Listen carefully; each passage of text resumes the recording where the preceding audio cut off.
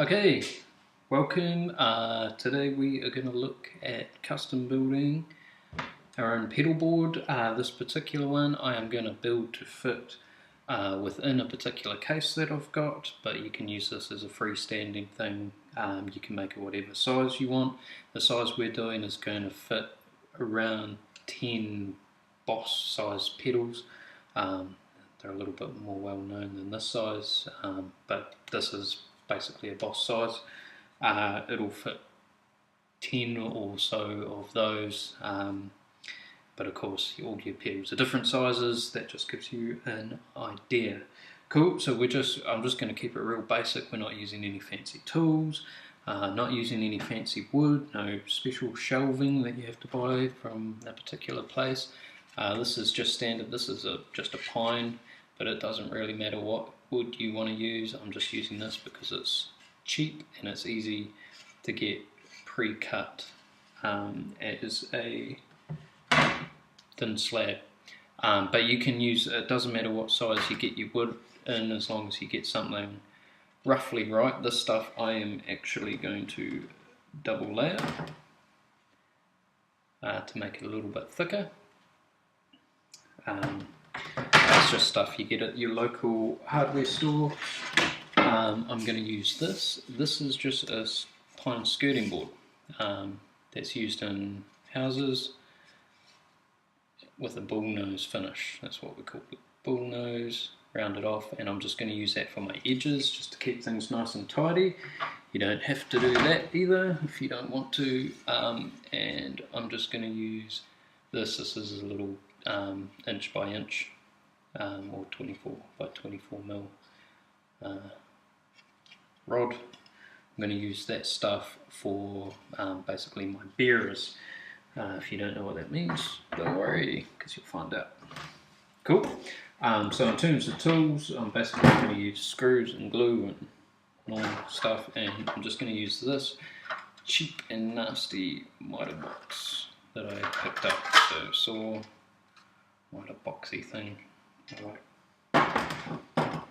less than 20 bucks worth right there, which is even less if you're American. Cool, so I'm going to start by doing the edges. I've done a quick mock-up here. Just angle this down so you can see. Roughly like 4 bits will be mint, but I'll work out all my gaps and stuff a little bit later on. So typical New Zealander style, we're going to work this out as we go. I haven't drawn plans because we are custom fitting, so we make it work as it goes. When I say work it out as we go, I have a plan in my head. That's kind of how I roll. But this, I'm going for like this slat style, so I can put all my cabling and stuff underneath, which is a good idea, kind of like the pedal train guys do. The thing I'm not doing is angling it up. You can do that optionally if you like. You just have to change the way you do the bearers. Possibly use something like wider and then cut an angle on it. But I'm not doing that just because I don't like the angle up look. I'm just going to keep mine nice and flat. Cool, so I've worked out, this is the base of my case here. I've worked out how much I can fit in the lid, and bought the wood to match that size. Cool, so we'll get rid of these for a minute.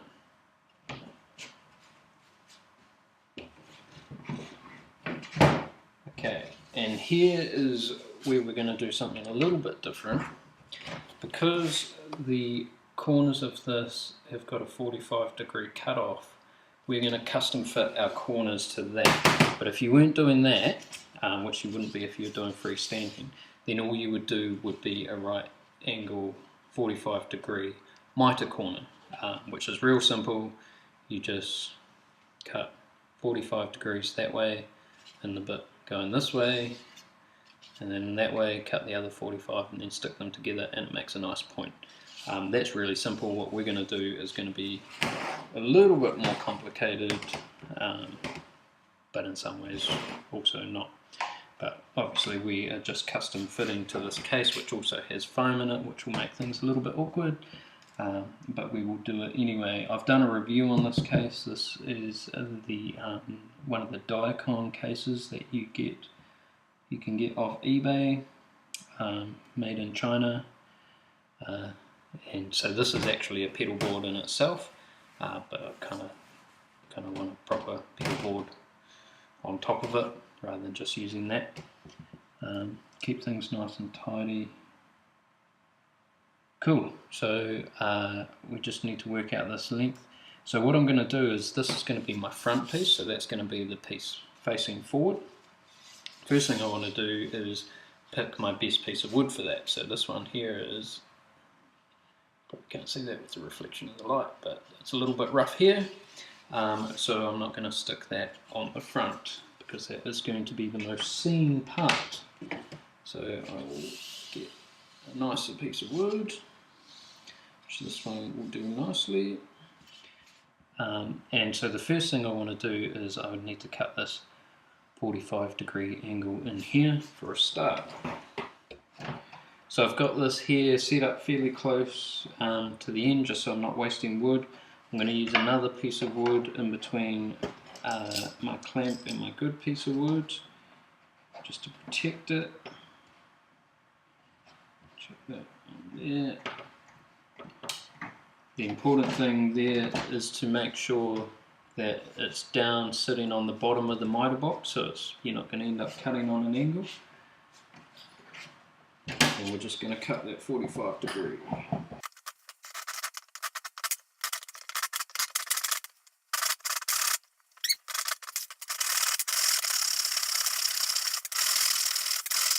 So we've got our cut there now. It's a little bit rough, so we'll just give it a quick tidy up at this stage. I'll just use a fairly coarse sandpaper. This is a A295, I think. 294. It's a P80. That's the number we want, P80. Right, so obviously later on, before we paint it, we'll tidy it up more. But to start with, we'll just give it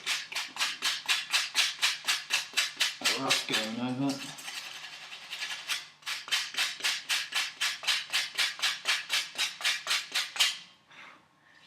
Just to tidy up our saw marks. If you happen to have a drop saw, it will make your life somewhat easier, and you'll get a much cleaner cut to start with.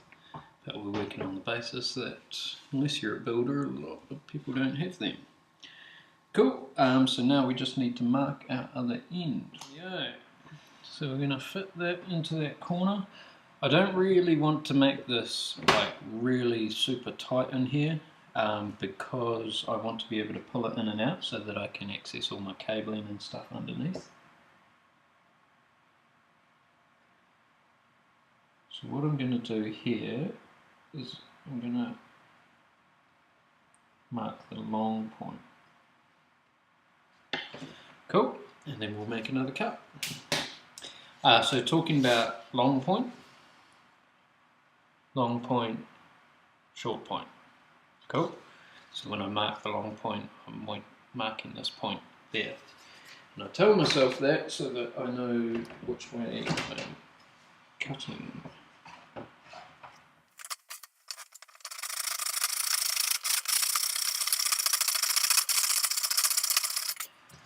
Cool, other end done, clean it up. Cool, that piece there. A nice snug fit in there.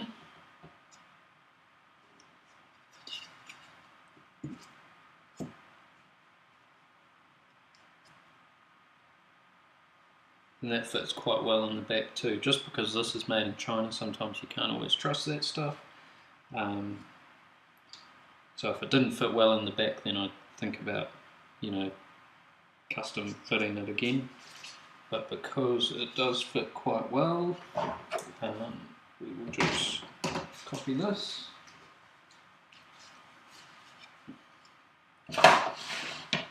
and just repeat the process for that back piece.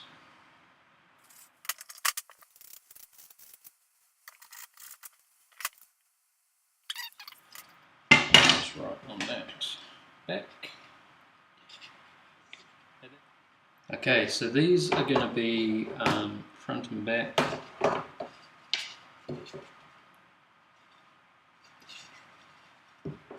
So remember that I'm fitting into these 45-degree corners here.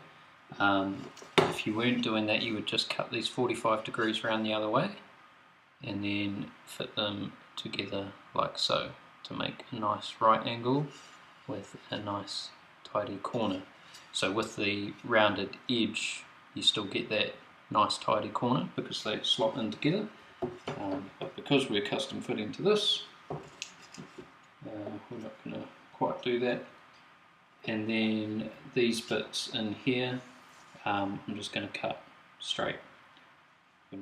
So now obviously I want things to end up square, so I need to make sure that I cut these both the same size. So take a measurement here. Again, I don't want this jammed in too tight, so I'm not going to like force them to the edges or anything. I'm just going to let them sort of sit there. Right, so I'm going to go 295. Yeah, I'll just check what that looks like at the other end.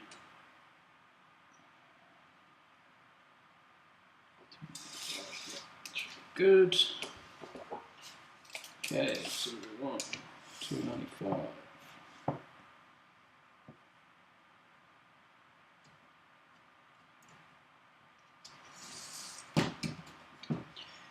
So if anything, you want to cut bigger first than what you think you need, because you can always trim it back down, but you can't add wood on later.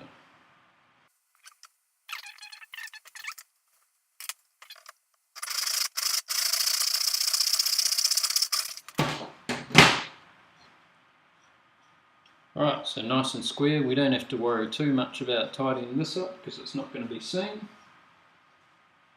And then I'm just going to mock that up in here.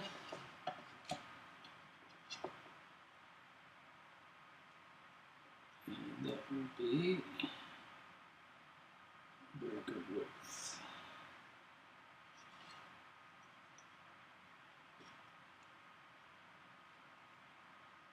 Cool. So I just need another one of them.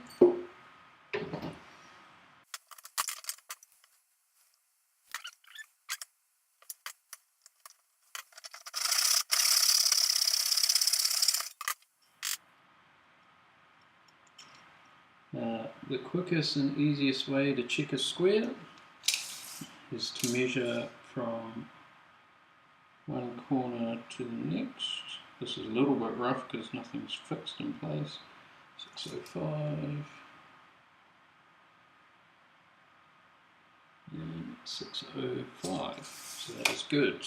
Our theoretical square is good. Right, so now I'll just cut a couple of pieces of trim to go in here.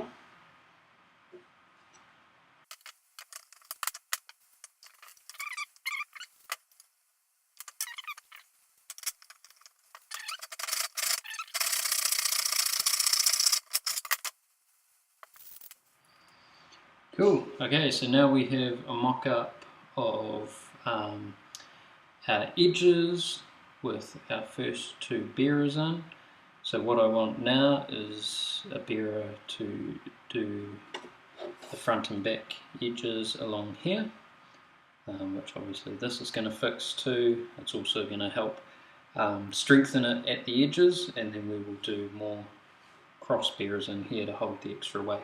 See a lot of these videos where people just go end to end and just let the thing bend in the middle, but that's not ideal. Again, stomp boxes, if you're going to be standing on them, I don't suggest really that you stomp on them, but you know what I mean. There's going to be some weight there that we need to hold.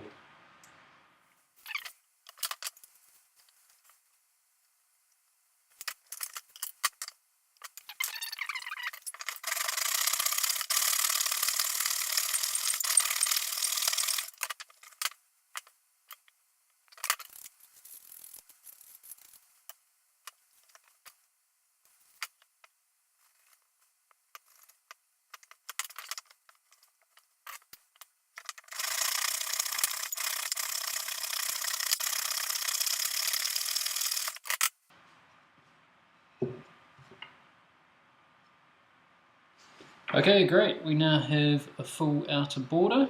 Okay, so what I need to do now is I need to fix those all in square, and I can get rid of these for the moment.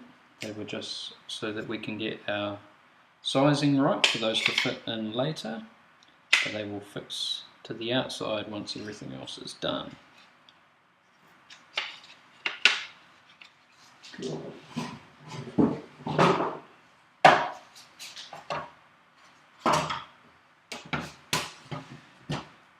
Right, so I'm going to use a square to set this up in, which is going to make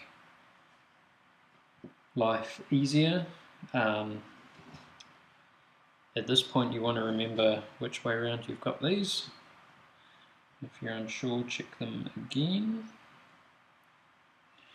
which are actually that way around. So with making a square, I want to start with just one join first, which is helpful if you've got a right angle like this, a square, or something you can work against. But if your cut is nice and straight, if that's at a nice right angle, they should just fit together square. Okay, so in finding the right length of screw you want to use, if you get a piece of wood that you're going to screw through, sit the screw against it like that, and then you can see how much tail you're going to have out the end. Which with this stuff, pine is real prone to splitting, so we don't want a screw that's too fat or too long. It's going to make that more likely to split, and we're also going to pre-drill just to be safe. So once you got the screw, then you find the drill bit to the right size. If you're unsure on your drill size, just find a scrap piece of wood, drill into it, and then see how well your screw fits in there, which I think that is a good size.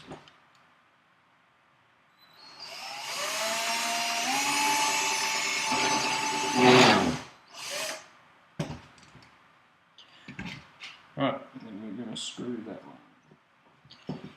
Now to make sure that this lines up properly with that hole, because it's a self-tapping screw, it would be fairly easy to just screw into the other piece of wood. So you just want to screw it through the first piece until you get the point just showing, so you can line that up with your other hole.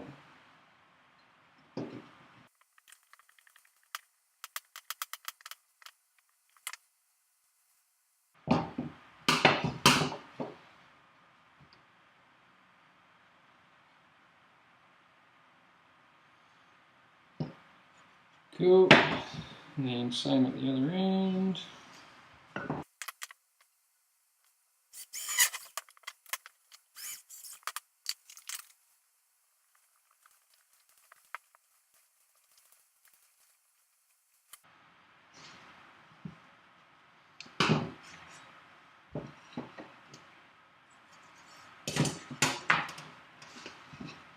So then we will just do the other end.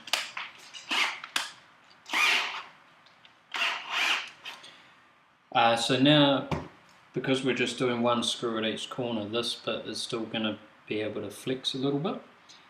But once we get our top boards on, then we'll be able to lock it all in nice and square.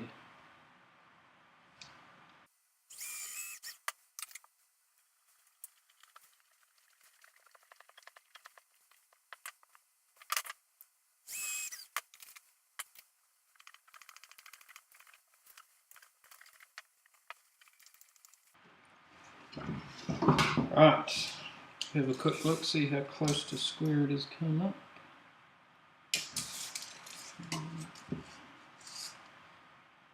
So it's pretty close. Pretty close, but as we get these bits on, it'll pull it right in. So now what we can do is just have another quick mock up. This sort of thing, it's kind of good to mock up as many times as you can. The sooner you catch on to an issue, the easier it is going to be to rectify.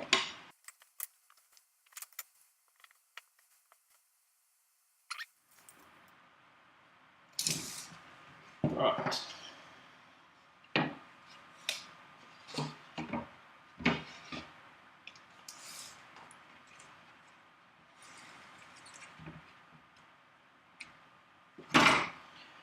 So what I'll do first is I'll do the two outside boards first.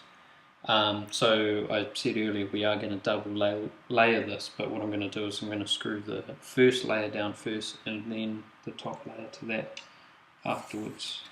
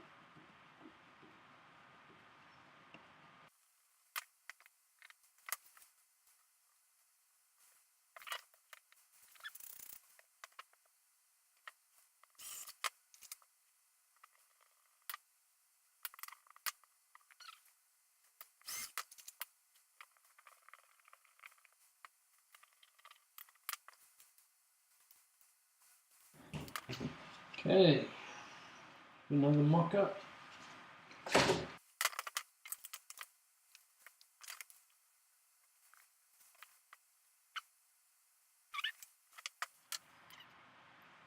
So what we can do now is I'll leave one on and then we're going to take the other one off and glue it. And we've got our hole started.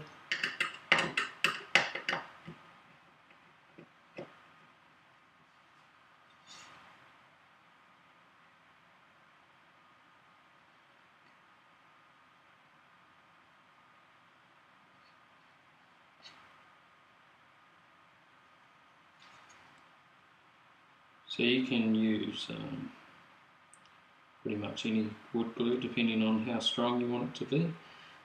I like to use liquid nails because it's like real strong.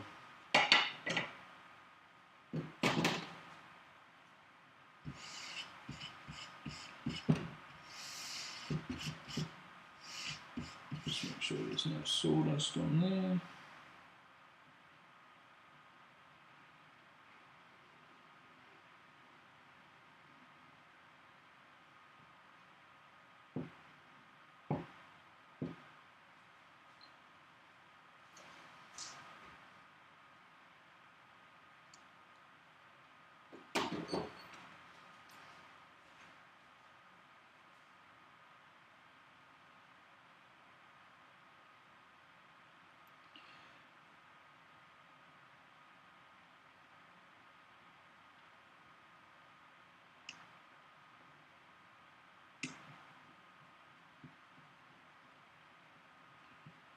The screw should find its way back into that same hole.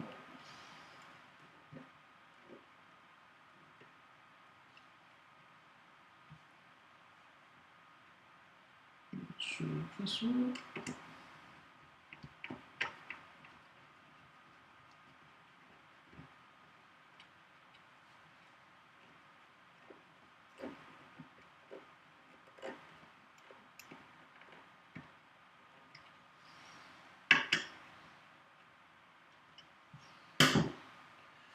Right, I'll just recheck this.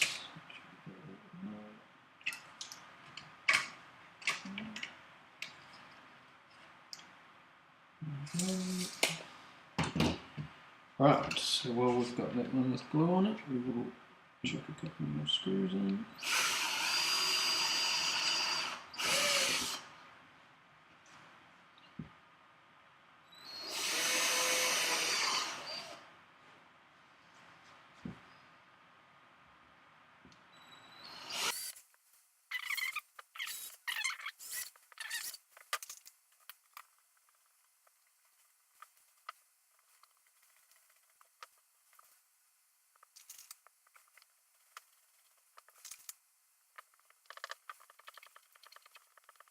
Okay, so now I've just finished off the other side the same way, save you from watching all of that, and then I've just cut 2 more pieces to the same length as these.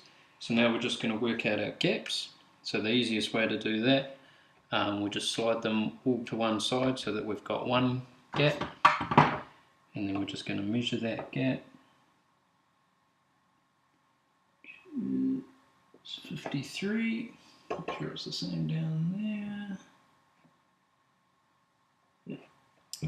So half of 53, 25, 26 and a half. Cool. So 26 and a half. Except that's not going to work because we need 3 gaps. Right, so what did I say? It was 53. So let's get the calculator out for that one.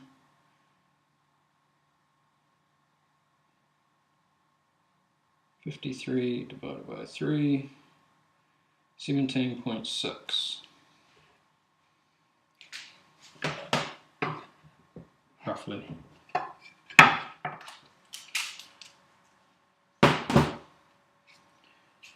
Right, 17.6.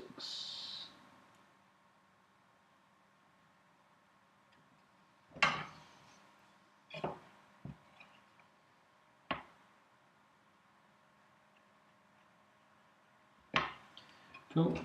So first I'm going to mark from that side and from this side.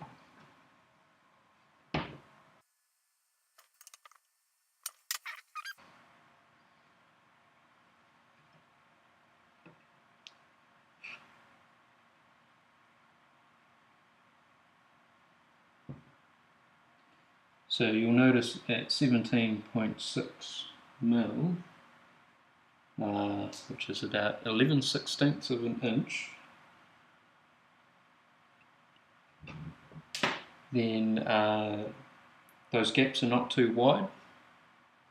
You want to work out whatever size you're building to. If you're doing a bigger one this way or whatever, you want to work out between the sizing of your wood that your gaps aren't going to be too wide and you're going to end up with the ends of pedals hanging in your gaps. You basically just need them big enough to fit your patch cables and power supplies cables through. Cool, so that looks good. We'll just check that middle gap, which should be slightly smaller.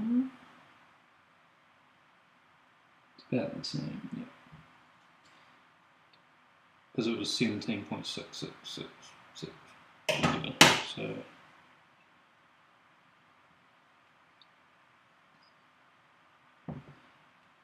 that's good.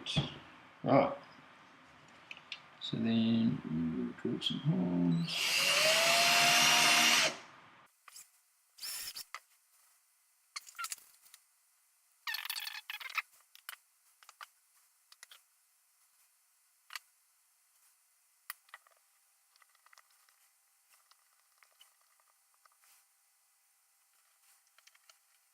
So here is where we are up to now. Got our middle ones on. Just something for a quick update. I've just had the idea with these because I got this funny corner because of the way I'm doing the corners. I might actually flip these upside down to make them square rather than rounded. but that is probably irrelevant to you by building a freestanding one. So at this stage, so this would be slightly different if you were just doing one layer of board here, but because I'm going to do two, I'm going to first put more bearers in under here, just for a bit of added strength. So we just need to work out where they are going to go. So I think what I'll do is here I'll leave a gap top and bottom, sort of closer to the edges there, and then in the middle I will leave a, I'll leave my gaps more central.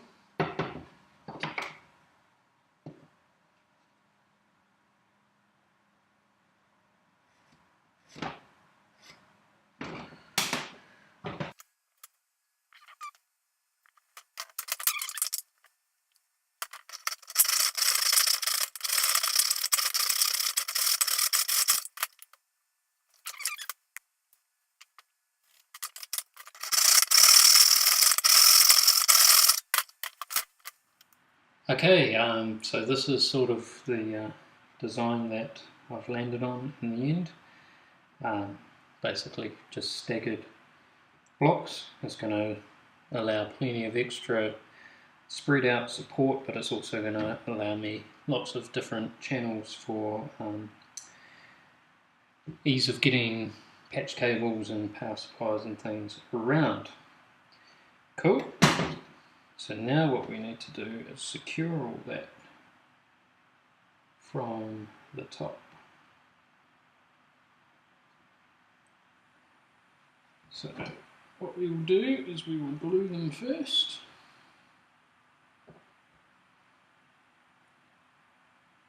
So you could make these all terribly accurate in terms of their placement if you wanted, but nobody's going to see it. So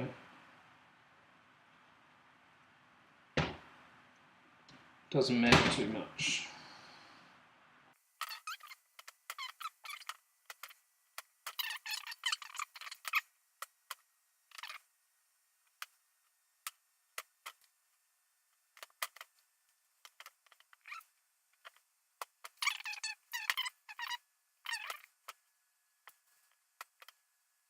So now that they're all glued, all we're going to do now is we will just secure the end of each one with a screw.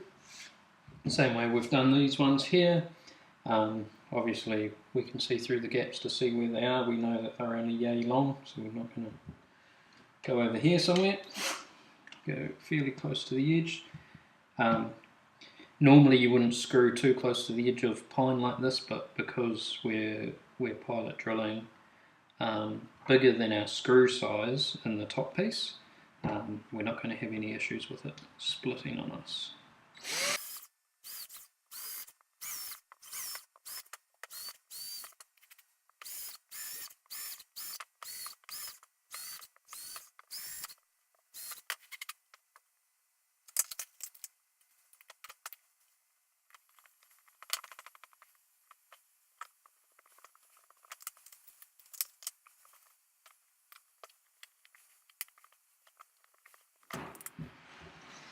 Okay, alright, so at that point you've fairly much got a basic pedal board. We are going to go a little bit further now. Obviously we'll paint it at the end, but you could be finished there if you were just doing one layer. That would still be super strong, but just because I've got the height to work with, I'm going to double layer these. So all I'm going to do is obviously cut the same length and put another layer on there, just glue it, screw it, and then we'll look at doing our edges. Okay, so this is where we're up to. Actually, I decided not to double layer this in the end, so that all I've done since our last little clip there is nailed on edges there, and painted it. Obviously now it's black, I haven't shown the painting process because it's not rocket science. I just use spray paint, and I've only really given it a rough coating underneath just to sort of seal the wood, but then yeah, done several coats on top, get that nice gloss finish on it. So you can see our arrangement there with the blocks, so that we've got all this space for feeding cables through each one of those. Got lots of options there. All that we need to do now is put velcro onto this. So I'll just quickly show you what I've done with putting these edges on. Done there is, we showed cutting them earlier. These ones I've actually cut down a bit, just so that they fit within this. I haven't worried about making it flush with this edge because I'm fitting this into the other case, so this edge won't be seen. I also haven't worried about being too fancy with my nails here. So the type of nail that we use is just a very small, commonly referred to as a tack. These ones are actually called a panel pin. But they're just a very small nail that require a very small hammer. You can get what's actually called a tack hammer that would be even a little bit smaller than this again.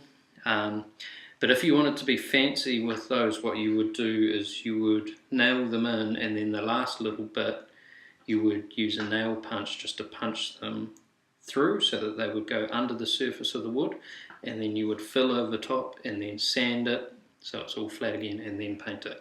But again, because I'm fitting into the other case, I haven't worried about being that fancy. And people aren't really going to get that close to it anyway, so mine's going to fit in there like so. Cool. So then all we're doing is get some stick-on velcro. Pretty simple. You always want to have your loop side, or the soft side, on your pedal board, and then the rougher hook side goes onto your pedals. That's the generic way of doing things. So it's best to do it that way, because if you ever buy second-hand pedals or something that already have the hook tape on them, you want to make sure that your pedal board has the right side on it to be able to receive those. So we'll just pull that out. So the hook tape we can save for when we have our pedals to put that on. So I'm just going to do 2 rows on each one of these. Cool. And obviously I've worked that out with the amount of this that I have bought. So I've had to buy 2 boxes of it, but that's fine. And yeah, so I won't show you doing all of this because it's going to be a bit tedious, but we will do the first one, and then the rest you just repeat the process. Cool. So put this down a bit. So I've moved inside now because I'll do this front one, so we can see it.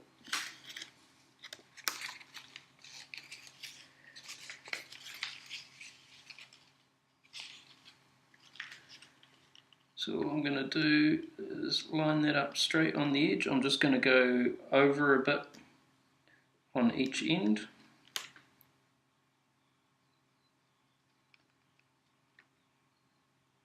Line that up nice and straight. I'm not going to press it down right at the end here.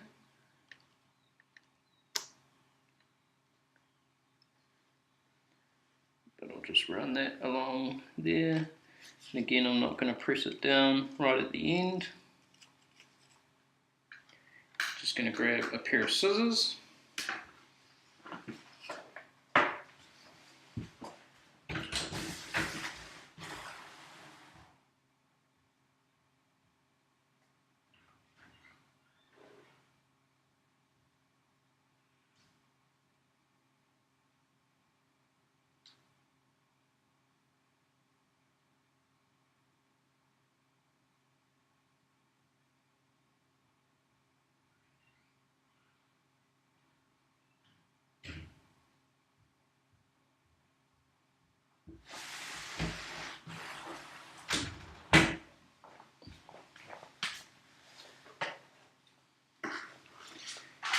Cool, so these are a proper fabric scissor, which are handy if you've got them, but any old scissors will do, let's be honest.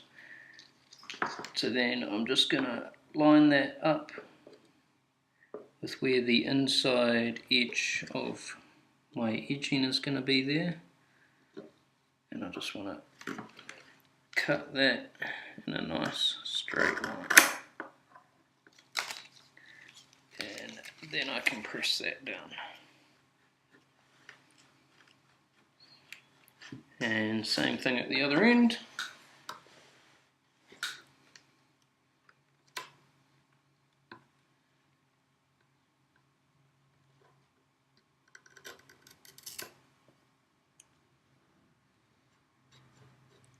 Right on the edge there. And then we just make sure that whole thing is pressed down. Cool, so that's nice and simple, and then all I'm going to do is repeat that same process here, here, here, here, here, here, and here. Cool, so we're going to have plenty of area to stick to. And it's good to do this at this point instead of just doing like one strip on each, because you'll get different size pedals. So you'll have some pedals that are bigger, that will go like from here to here, and you'll have smaller ones, might go from here to here, and if you get really small stuff, or even power supplies that are a different shape, if you're going to stick them on here. If you could build this a little bit higher and make it so you can mount the power supply underneath, is handy, just to get it off the surface of your pedal board, but I'm going to have enough room on mine to mount it up there. Cool, so we will do the rest of them and then we'll show you what the finished product looks like. Okay, so here we go. Now we've got our velcro tape on there. You'll notice that has also now covered up all the screws, the heads of the screws that we had in there, even though those screws have been painted over, so they're black anyway. But that's what it looks like, obviously. In there, that's it out of there. And yeah, that's just a nice simple way to build yourself a nice solid pedal board. So then of course you just put your hook tape on this side. You probably just need one top and bottom, depending, suss out where you're going to put it. Put the hook tape on, and then you can stick them on there in whichever order you would like. Cool. So I hope that's been helpful, giving you some ideas anyway. You'll notice I'm only playing around with the two pedals at the moment. I'm sort of completely rebuilding my whole board at the moment. I'm still waiting for my delay to arrive. But yeah, once I get that all sussed and built up, then I'll do a demo on the whole pedal board itself. But yeah, I'm just in the process of completely redoing the whole thing at the moment from scratch. So hit subscribe, and then as I do new videos, I do all sorts of music stuff, guitars, drums, keyboards, all sorts of different stuff all around music. So hit subscribe and you'll see my new videos when they come out. Thanks for watching.